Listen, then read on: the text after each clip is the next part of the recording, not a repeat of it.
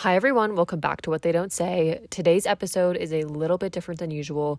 This is a crossover conversation that was originally recorded for Dave Markel's podcast, Sexual Assault Survivor Stories. But Dave and I had a chat, and we decided that we wanted to share it here on What They Don't Say as well. Without further ado, let's get into my conversation with Dave Markel.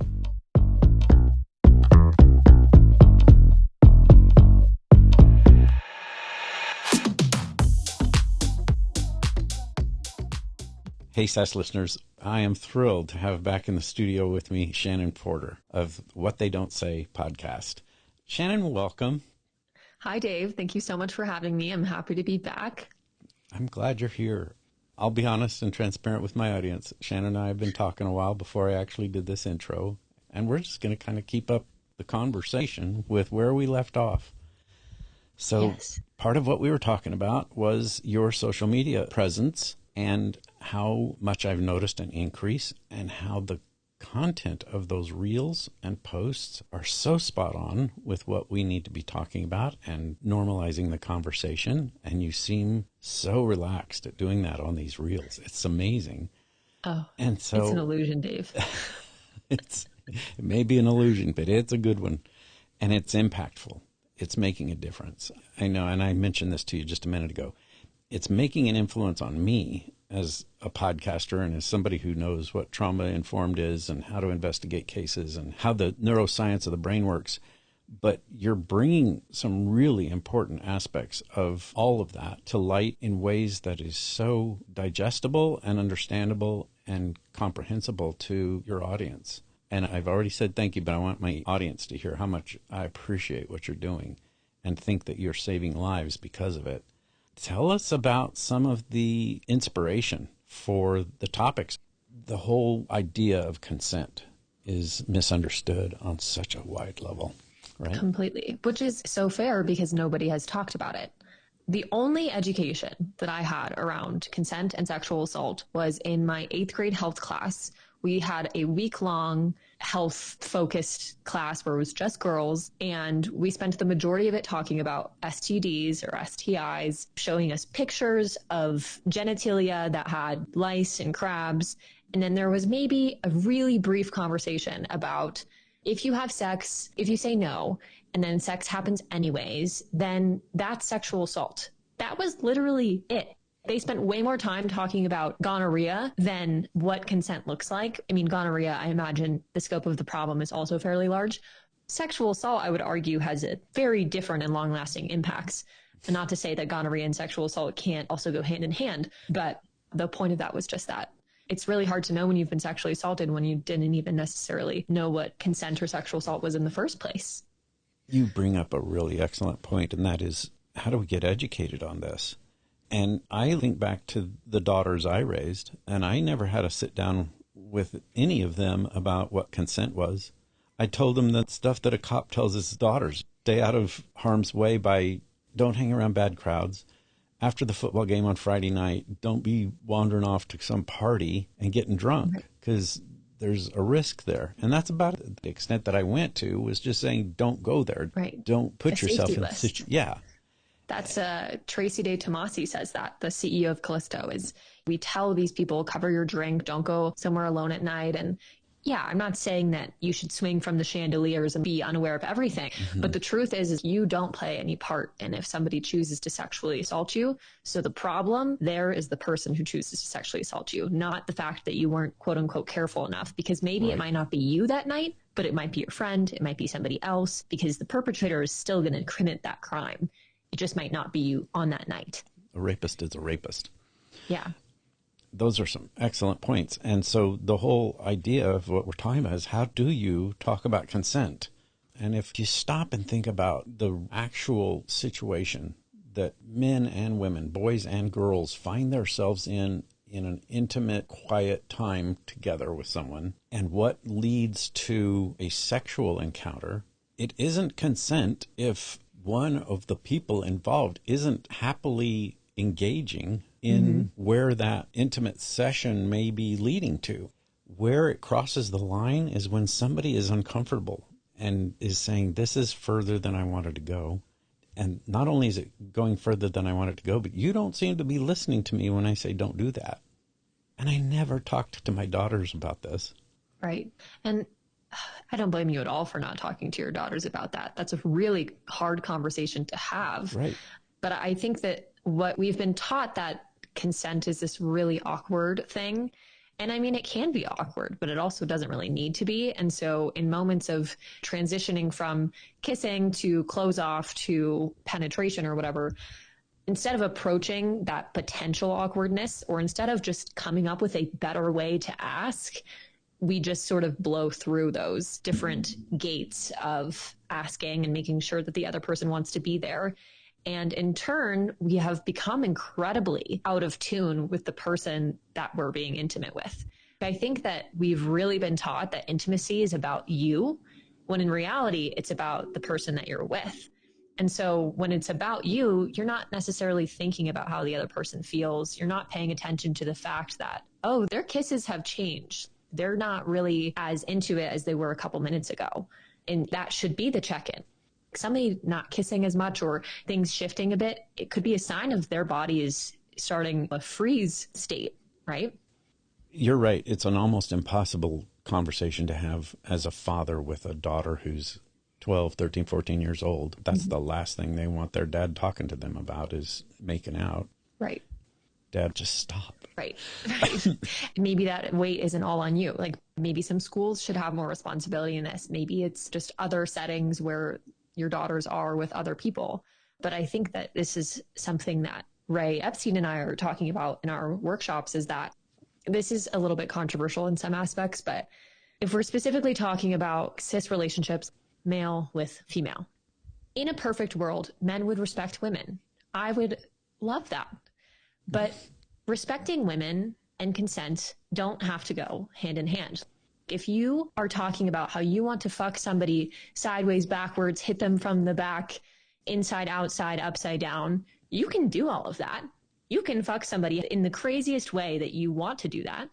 You just have to make sure that the other person wants that too. And so this isn't about even necessarily changing the language around this. It's just expanding the conversation into one with consent. Does that make sense? Or it makes that perfect really sense. No. And in fact, it made me go to the internet and look up the new law that France has just adopted. I don't know if you're aware of this, but it's because of the Gazelle-Pellicot case that France enacted a new law. I'm going to read, it's a description of the law.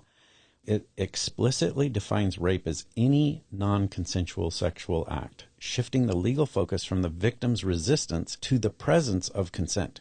Consent is now legally required to be, quote, freely given, informed, specific, prior, and revocable, end of quote. Wow.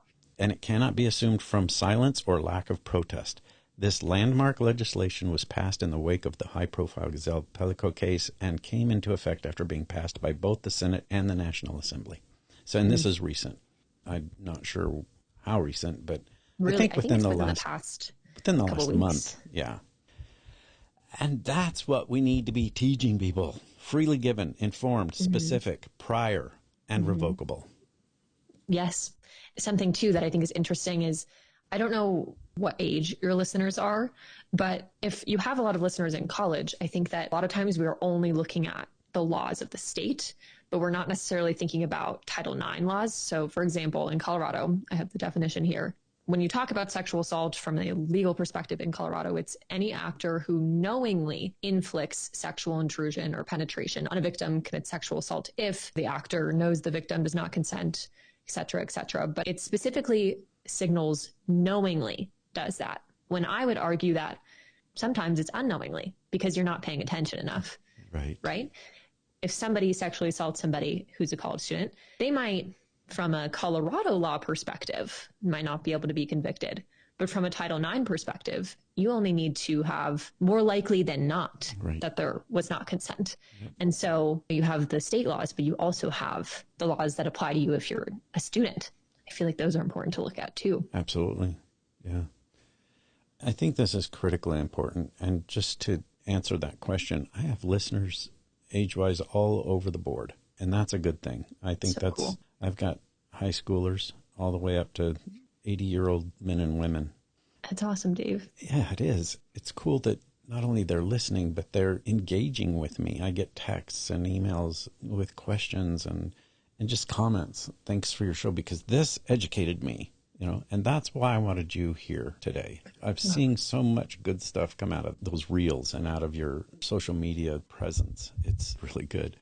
So to my audience, if you haven't seen any of Shannon Porter's stuff, start looking for it. Do you have a handle for What They Don't Say? Yes. So right now we are on TikTok and Instagram, and both of those, the username is What They Don't Say Official. What They Don't Say Official. There's no apostrophe in the word don't. That's where I've been posting all these reels, and a lot of them you had asked earlier about inspiration behind them. And for starters, I'm not an expert. I don't have a degree in psychology. I have not studied anything related to criminal justice. I'm not an attorney. So all of the things that I'm mainly sharing, I try to do a lot from personal experience or just a person who has done minimal research. And a lot of more recently, what I've been putting out are basically pieces of my journal with current thoughts attached to them. The way that I start some of these videos are actually from journal entries within a couple months of being sexually assaulted, where I have this Word document. It's like, 38,000 words or something. And I literally just every couple days or whenever I was feeling a lot of emotions, I would just write everything down on my computer, type away, didn't edit anything, lots of misspelling. One of the types of content I produce is short form video with a voiceover. And so I'll take a piece from my journal, a journal entry that I think is relating to me that week, or I'm thinking about it, and then I read that, and then I attach some other thoughts to it. That's sort of where a lot of inspiration has been coming from, those old journal entries from right after I was assaulted. I appreciate that. I think that is such powerful stuff because it is in the moment. It's utilizing emotion that was raw when you journaled. Yeah.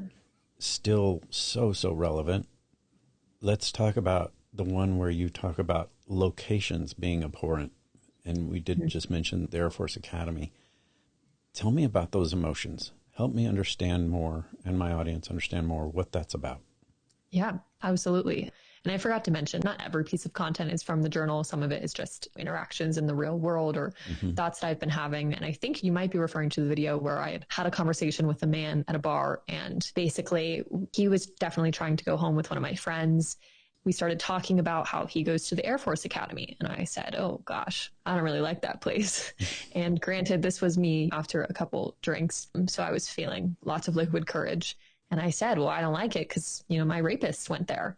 And there's all of this, we're putting these people on a pedestal about how they have the most integrity and they have respect and all of that stuff. And that might be true for a lot of them, but my rapist went there. And so, sorry, it's not fair when one bad apple ruins it for everybody. But in this scenario, for me, it does feel that way. For the 2 years that I was in an investigation leading up to trial, I would flip off the Air Force Academy every time I drove past it, because to me, it doesn't represent a place of people protecting our country. For me, that's my rapist. That is my rapist. And it's a physical version of having to face what I went through without having to necessarily see his face.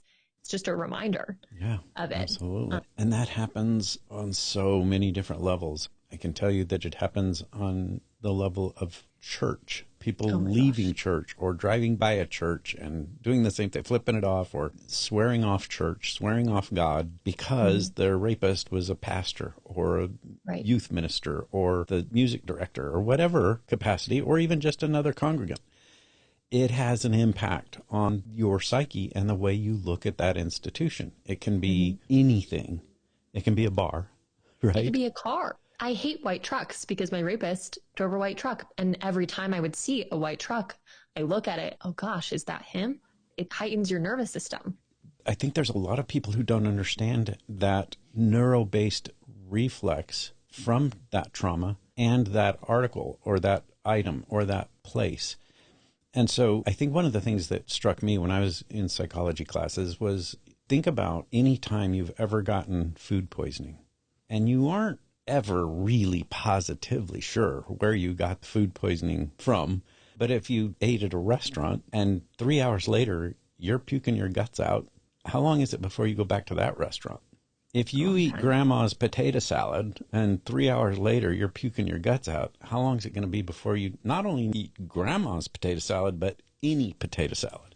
That's the way the neuroscience of the brain works. It's an immediate reaction response to the stimuli of whatever it was that caused the trauma.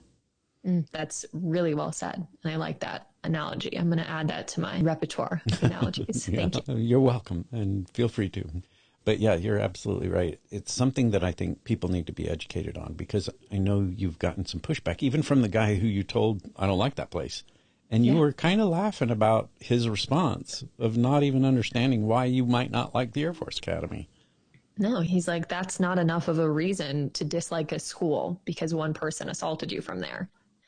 You know, I see the perspective. He just doesn't understand it. He doesn't understand the gravity of sexual assault. He doesn't understand where I'm coming from. He doesn't understand that for 2 years of my life, I thought about my sexual assault almost all day, every day. He doesn't get it. And that's him. But for me, I think it's a perfectly good reason to dislike a school. It absolutely is. I also know, I'm aware that there are other people there who are probably really, really good people. It's just my experience and the way that I am interacting with that institution now. Like, it has changed my view of the Air Force Academy. And my parents testified to that as well in court on the stand. One of the questions for them as witnesses was, has this changed your outlook on the Air Force Academy as a whole? And their answer was yes. And it's partly because on the outside, the person who assaulted me and several other women was the classic person that you would expect to be attending the Air Force Academy. Tall, strong, kind, incredibly respectful, called my mother ma'am, worked hard, had good grades, volunteered, went to church, because that is the exact person that we thought the Air Force Academy produced. We didn't think that the other component and the other side of him was a serial rapist. Right.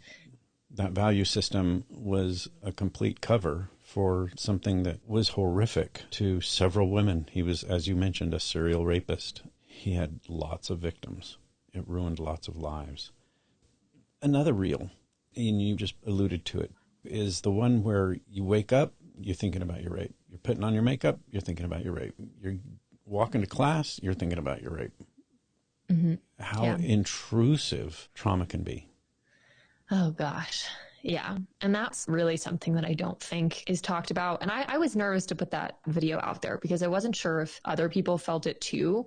But there was so many months after my assault where it really was everything. It was in between every one of my thoughts, in between everything I did. And I'd be talking to other people, but thinking about my assault. It's really hard to live life when the constant hum in the background is rape, sexual assault, thinking about what that means to you and your experience with it. It's really hard to focus. I found it very challenging. I mean, I've never been a person who doesn't have to study for exams, but I found it really extra challenging to study for exams in college and focus on group projects and do work and sit in class and interact with other people when the back burner of my brain was really focused on this one thing that happened. And it's not just sexual assault. It's the feeling of dissociating in it. It's the feeling that I felt afterwards. My insides had been ripped out and thrown on the floor, that wanting to rip my skin off because I felt so dirty. And those are the things behind just the thoughts of sexual assault and rape. Those are the core gut-wrenching feelings. So how are you supposed to be a productive member of society when that is what is intertwined with every one of your thoughts? And has it come to your educated cognitive awareness then that yes, this is very typical and very normal? Yes, I know that now. And especially just a lot of people commented or messaged me saying, this is me too. And I didn't know that that was normal. Like, I didn't know that that was something that everybody else experienced. And I had a friend recently who was sexually assaulted, and she came to me and she was, I'm thinking about this all the time. And I said, yeah. Welcome to the world of being raped, right? Yeah. There are some good things about that too, though. And I think that's partly why our adaptive brain does what it does, and it keeps us on our toes. It keeps us aware of what our experience was and what we may do in the future if we're confronted with that type of situation again, which, as an educational side bit for my audience, is that the number one predictor that you're going to be raped is that you've been raped in the past. And there are studies on why that is. It partly has to do with what we're talking about right now, is that person's preoccupation with their past rape and how they appear to the world then because of this overwhelming sense that it's so intrusive and so permeates every aspect of our lives. The learning point for all of this to me, in talking especially to those in my audience who are in law enforcement or who use this podcast as an educational opportunity, is that neuroscience-wise, the fact that your brain does that not only is a help to maybe future encounters of somebody who's taking advantage of you non-consensually, but also in the sense that the way the brain works is to keep that in the forefront of your thought process in order to not just help you if that situation is encountered again, but in how to incorporate that into your daily life in such a way that it becomes manageable. It's part of the healing process of thinking about it to the point where you have to deal with it. You have to put yourself in a situation where you're actually seeking healing and help for those intrusive thoughts. Well, it's making me think about people who don't face it. Because for me, like, the noise was so loud that I felt like I couldn't not process it, even if it was more of a passive processing. Whereas I've known other people who have been assaulted who make themselves incredibly busy to the point where it's a way to shove it down. Mm-hmm. And so when you're talking about this idea of your body is sort of almost forcing you to face it, I think there's also people who have just completely dissociated from it in a way, or do everything in their power to do that. David Lesak, my guest, talks about that in terms of how when you keep putting that off, it gets to a point where you can't anymore. It can either be an explosion or it can be such a controlling factor that it impacts your mental health in ways that you are forced to deal with it. You have to confront it because it's changed the way you function in life. Even physically, you know, your body will stop. Like Jess Michaels talks about this, how she didn't really fully recognize her assault after it happened. And she spent a long time really not knowing that. And now her body doesn't rest or digest. And now she is her body has forced her to now face what happened to her. Right. Yeah, that's a good point. I think about how a cup only has 12 ounces in it, right? You have a cup with 12 ounces. That's all it can hold. You might start out, typically daily life is about 3 ounces of that cup has liquid in it. And then trauma happens and you're at 6 ounces. And then eventually you only can hold 12 ounces. So eventually it'll overflow. It spills over into every aspect of your life. Absolutely. And Bessel van der Kolk talks about this a lot in The Body Keeps the Score. It's also a very prominent topic in a lot of recent research that Jess Michaels talked about too, and that is how it overtakes your life. And the research recently is showing that people's immune systems digress. They get sick more often. Their capacity for earning diminishes significantly. Their capacity to socialize, their capacity to even function. I mean, you go into the freeze mode and you don't even want to leave the house. Mm-hmm. And so there's got to be some sort of relief and release for that. And that's what your brain's trying to tell you and your body's trying to tell you. You've got to take care of this. Have you ever heard about the economic cost of rape in the United States? Yeah, that's part of some of the research I was talking about. Yeah. Maybe you can link it in your show notes. I just found something. The estimated lifetime cost of rape was $122,461 per victim, or a population economic burden of nearly $3.1 trillion. Those are $2014, not even $2025, over victims' lifetimes based on data indicating greater than 25 million U.S. adults have been raped. Yep, that's the exact thing that I'm looking at. Yeah, there's a lot of reasons, emotional reasons to care about sexual assault, but for some reason that's hard for people to comprehend. Just thinking about almost $123,000 per victim based on lost productivity at work, criminal justice activities, other costs, property loss, damage. That's a huge issue that could almost completely be avoided, a huge cost that doesn't really need to be there if we were putting more attention towards talking about sexual assault and rape and really magnifying the problem to reduce it. It's crazy. It is crazy. It's mind-boggling. When you think $3.1 trillion. I think you can look at this too. If you're somebody who struggles to recognize for yourself how big of an impact it can have on you, look at the numbers. If you've been assaulted, that's going to cost you an average of $122,000, if not more. If you struggle with the emotional weight for yourself, like look at the financial weight of it. I really want this to be educational to people. It has to be enlightening to someone to help them understand the level of impact that they're suffering through and being talked about. And I think people need to understand that talking about it is so critical. And it's another reason why I am so impressed and grateful for your social media presence and what you're doing. Another one, and I'm not remembering what the topic was. I'm remembering the visualization of you running and jumping on the bed. Oh, yeah, this was a funny one. I'm jumping into the camera in slow-mo and with different text over the screen that are basically different responses to like when you disclose your sexual assault that survivors typically get. So, you hear, you were drinking, or are you sure that it wasn't just a misunderstanding? There's a couple other ones, but that is a lot of the norm when you disclose your sexual assault to somebody.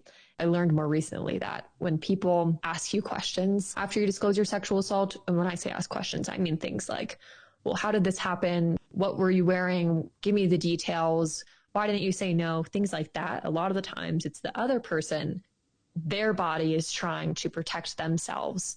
Their body is in a state of stress when they hear that somebody that they know and care about is going through this. And so then their body is like, well, what do I need to know so that I don't put myself in this situation? And even though that's not necessarily how that works, it's somebody else choosing to harm you. It's really interesting, and how that person asking you questions in effort to protect themselves is really harmful to somebody who is disclosing their sexual assault, Right. and not the right way to respond at all. Like, Dave, what would you say if somebody discloses their sexual assault to you and you are just so overwhelmed, so scared? What is the one basic thing that that person could do so that they respond in a good, positive way to the person who just disclosed? Like, what's one thing they could do or say in that moment that would have lasting positive impact? Any empathic response that is sincere, non-judgmental, is helpful.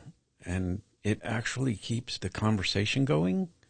Yeah. And is so powerful. If someone is the recipient of a disclosure and they show empathy and compassion and an openness to hearing more, that person is going to not only keep talking, the person who's disclosed, but from that point on, their outlook for less of an economic impact, for less of an emotional impact, for less of an intrusive lifestyle where their abuse is concerned, all of that helps that person in such dramatic and dynamic ways.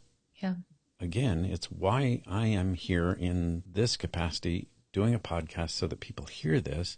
Number one, if you're a victim or survivor, you need to know that what you're feeling is normal. And Shannon is one of the best educators on that aspect of what she's doing. But it's also to let those who haven't been raped or sexually assaulted know that there is a right way and a wrong way to respond to a disclosure. Yeah. And just saying, I believe you, can go a really long way. And I think it's hard when you hear somebody talking about this. You're probably thinking, well, I can't change what happened to them. I can't fix it. And that's true. But simply just believing them and being willing to listen can go a really long way. And you are not the jury. You are not a judge. You don't need to have details and evidence in order to believe that somebody has gone through something horrible that hurts them. Just the simple believing and being there, it can go a really long way. It absolutely does, and is so important. Let's switch topics to one more that was on my list that I want to hear you talk about, is the red zone. Yes. The red zone is essentially that campus sexual assaults, the majority of them, over 50% of them, take place between move-in and Thanksgiving. A disproportional amount of sexual assaults take place in those first few months of college. I think there's a lot of reasons why this happens, but I think that the biggest one is that there's so much chaos in the first few months of college, right? You have an influx of students who have typically never lived alone, never had access to as much alcohol or other people who are in the exact same scenario as them as they are right then and there. And all of that chaos enables perpetrators to really not only commit more of those crimes, but also to hide amongst them. Hide amongst all of the parties and the social events and the newness, because college campuses really, they're not spending the time, manpower, energy, money to talk about sexual assault, or to really even beyond talk about it, have resources for when it does happen, let alone consequences for when it does happen. And so it creates this perfect environment for people to commit these crimes and get away with it. It's not really about somebody being more careful, like we talked about earlier. It's really about these institutions not putting things in place to let people know that if they do something, there will be something bad that comes of it. And colleges know about the red zone, but yet they're really busy sending emails about making sure you get tickets to the football game or the social event. And they don't seem to be very concerned about the fact that that's when the majority of people who are going to be sexually assaulted in college will be sexually assaulted during that time. I never got any emails about a consent workshop or anything like that in the first few months of college. Rape and sex assault is rampant on every college campus, and the red zone is well researched, well documented as being a extremely vulnerable time, not just for young girls, but young men too. And I was one of those going into college and being sexually assaulted by other males. And a lot of it had to do with pledging a fraternity. And the same thing happens with sorority parties and fraternity parties. It's just the fact that they're in a situation where there's more alcohol than they've ever had access to. They're with a group of people who are in the same situation they are. But there are also these sophomores, juniors, seniors who know exactly how vulnerable brand new students are when they come onto campus.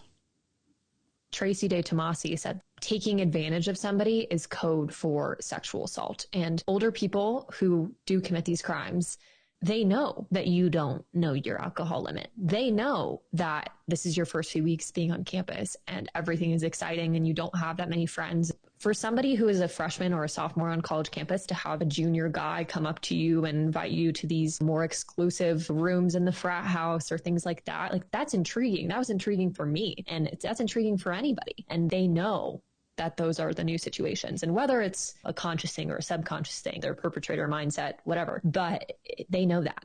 I'm a believer in the bubble. And when I say that, I mean that there's this slow, gradual conversation around sexual assault that is increasing and increasing. College campuses only talk about their sexual assault problem when it is so bad and there's so much press around it that they have to talk about it. This happened at CU Boulder in the early 2000s when there was so much going on that they could no longer avoid the PR nightmare that was rape.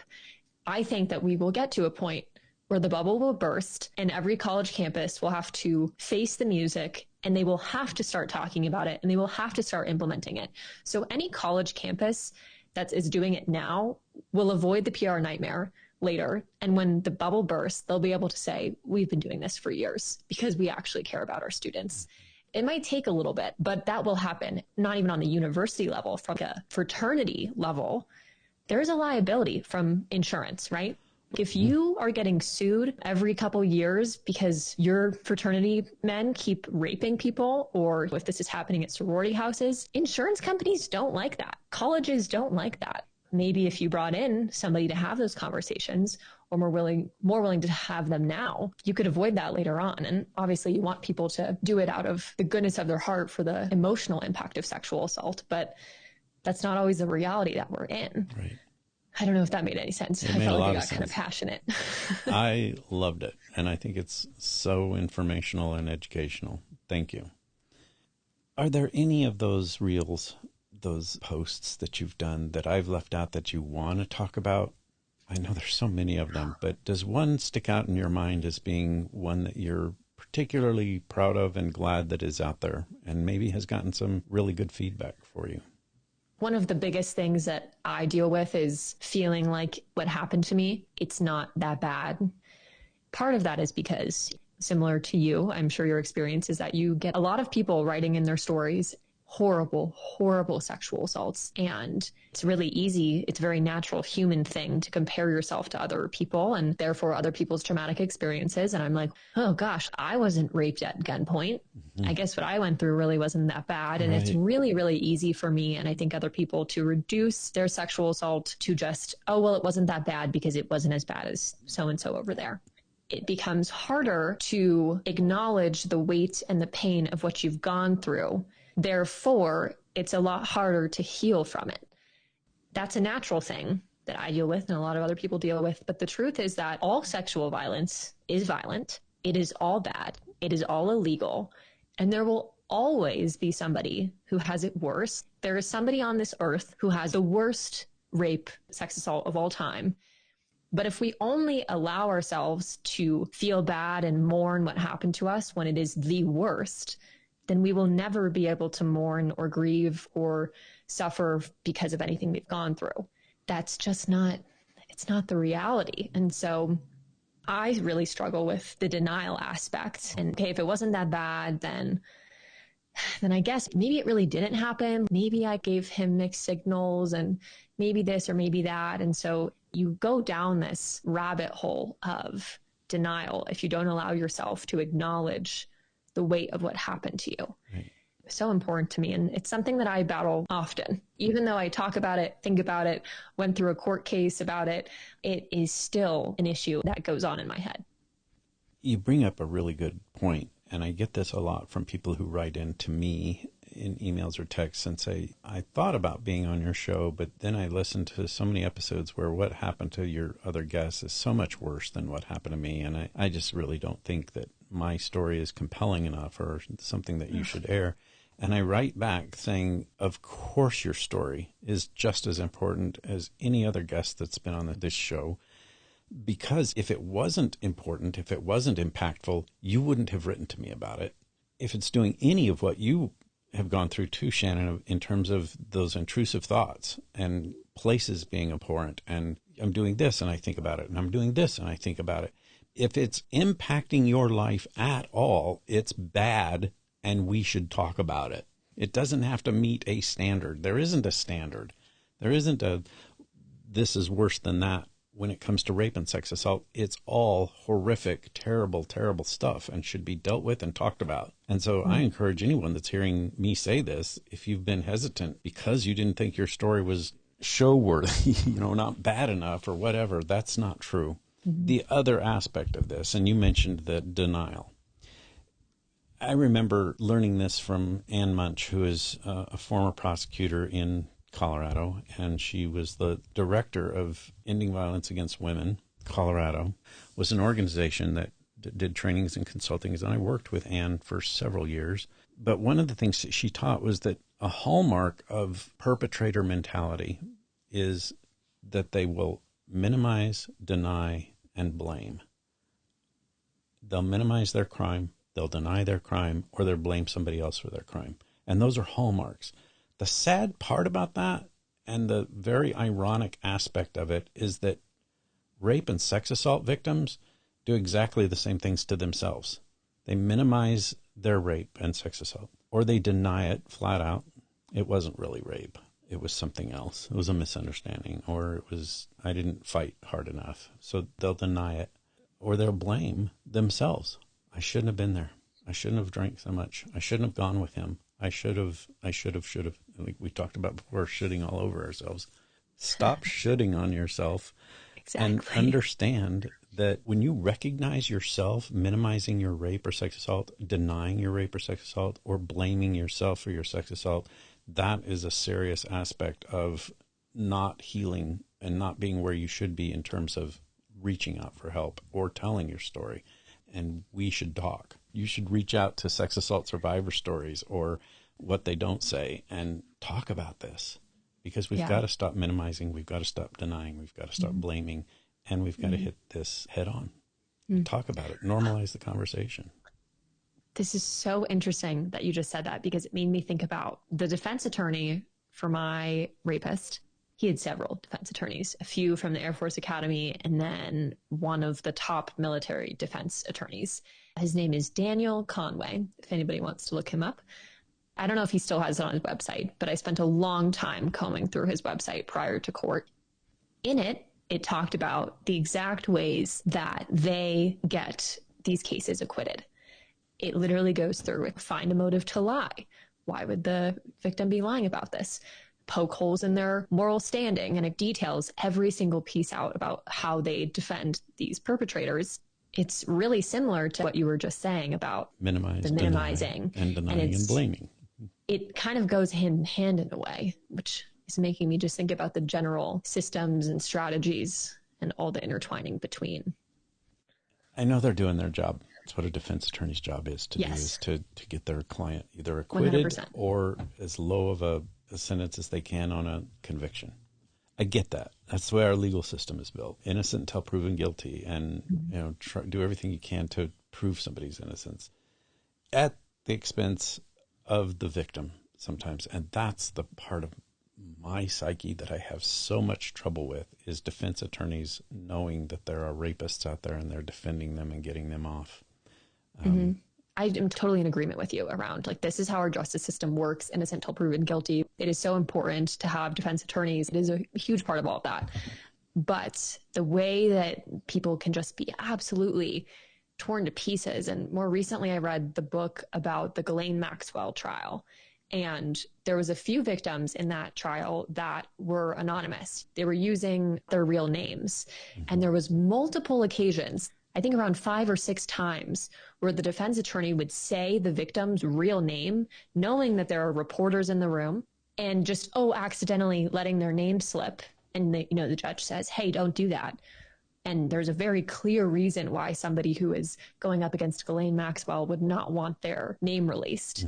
That's intentional. That's an intentional point to harm the victim on the stand, who is just there to try and tell their honest part of the truth. And how is that going to impact their psyche when they're giving testimony that they know all the reporters in the room know their name, and they're going to know their identity and maybe figure out where they live and who their friends are and who their family are. Absolutely right. It's really, really sad what can happen to victims and survivors, especially in court. You said that one of the things that eventually you want to talk about, maybe even on this show or your own, is that trial process and verdicts and trials and all of the legal aspects. I would be more than happy myself, as a former detective who went through several trials, to talk about some of those courtroom issues with you. I would love that. I would love to talk more about trial, and I want to do it justice. That's funny because, because we're talking about yeah, but like, the court trial was 1 full week. It was 6 days long with verdict included, and I sat in for the majority of testimony, which was kind of discouraged.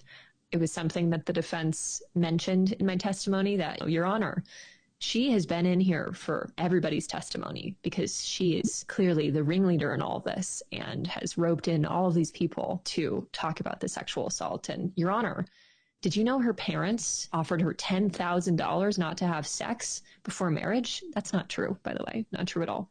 Crazy defenses. The thing is it's not Hollywood. That's how it is. Like I had said, I want to talk about it because I think it's really important to talk about it. I want to make sure I do it right. But I am also worried because I haven't read my testimony in a long time. I know that the emotional state that you're in when you're testifying about a sexual assault, it's really complex. You're wanting to say everything right. There's so much pressure to say the right thing, but you're also just trying to be honest. You're so emotional. You're staring at the person who raped you while doing all of this. Think about just the way you feel answering a question in a classroom. Okay, now you're answering a question in a room full of professionals who are analyzing the exact way that you're talking about what you went through. And that's the jury's job too, is to take all those things into consideration. And so all that to say is that I really would like to talk about that stuff soon. I haven't figured out the right way to do it because part of me wants to fully read the cross-examination and read direct examination, but I don't know if that's exactly the way to go about it either. If I could publish the record of trial, I probably would. Can I? Can I do that? I don't know. Yeah, it's public information. Unless it's been sealed. That's the only thing that would prevent you. But if it's a public record, all transcripts are public. You'll see that in documentaries, you'll see it in movies, you'll see it in newspaper articles and things like that, where people actually do quote the transcripts from trials or hearings. Okay. And I think I just get nervous too, picking something apart. But you're also exposing yourself to more trauma. True. But at the same time, I so badly wanted to know. I asked my prosecutors or my attorneys, should I cry? I don't know if I'm going to cry. I don't usually cry in front of other people. Right. It's weird. Little idiosyncrasies like that can make or break a trial, a hearing. But that's the human experience of being in a trial, is that whatever way that you protect yourself traditionally is going to show up. And so, for Lauren and I, a lot of our experience we made it through was because of dark humor. And so I certainly wasn't making jokes on the stand, but I felt certainly this hedge of protection around, like, if you're going to ask me a stupid question and you're the defense attorney, it's going to be hard for me not to laugh or something, because that's how I'm going to keep myself safe, is by responding that way. But anyways, I guess all this is to say is that if people want episodes about court, they're on the way, but maybe send questions to me or Dave, and I don't know how I'm going to go about this, but I would love to know what the people want to know about trial, because I'm pretty much an open book. Well, good. Shannon, I can't thank you enough for being with me today. This has been a truly amazing episode. I'm anxious to get it out there. I want people to feel free to write to me or to Shannon about any questions you have and input, like Shannon just asked for, in terms of upcoming shows about what it is like to pursue this kind of case in trial and what court feels like. Absolutely. Talk to us. Let us know. Yeah. Shannon, thank you. Dave, thank you so much for having me. It's always a joy to talk to you, and you have so many intelligent things to say, and you have so much knowledge in this space. And I feel like you help fill things in for me, and I know your listeners, about the psychological side of all of this and the criminal side of all of this. And I'm so grateful for what you do. If somebody does want to send me a message, the best way to do that is just to go to whattheydon'tsay.com, and there's a send us a message tab. And I do check social media DMs, but if you want a response, the email is the better way to go. And it will take me a while. I will get to it eventually. And I don't know how many months will go by, but we will do this again. I would love to do that. If you liked what you heard today, I really encourage you to check out Dave's podcast, Sexual Assault Survivor Stories, where he has created a space exclusively for survivors to share their experiences in their own words.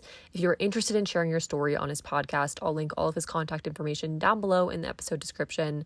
You can also go back and listen to our previous conversation with Dave. We did an episode together back in May of 2025. It is called Rape Culture and Recovery. Thank you guys so much for listening. I love you. I hope you enjoyed today's episode, and I'll catch you on the flip side. Cheers.